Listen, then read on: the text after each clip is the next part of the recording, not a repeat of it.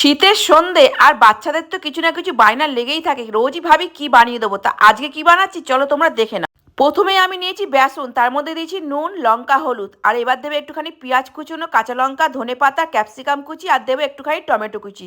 দিয়ে এটাকে ভালো করে মাখাঝোকা করে নেব। তারপরে আমি খুব ছোট ছোট করে আলুটা কুচিয়ে নিয়েছি, যতটা পারবে ততটাই ছোট করে এইভাবে আলুটা কুচিয়ে নেবে।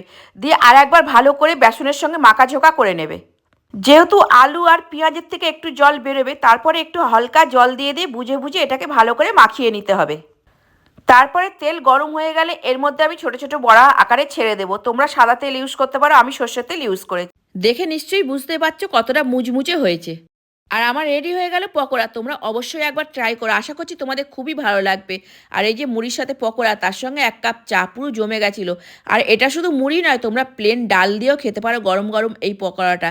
অবশ্যই অবশ্যই ভিডিওটা ভালো লাগলে একটা লাইক করে দিও।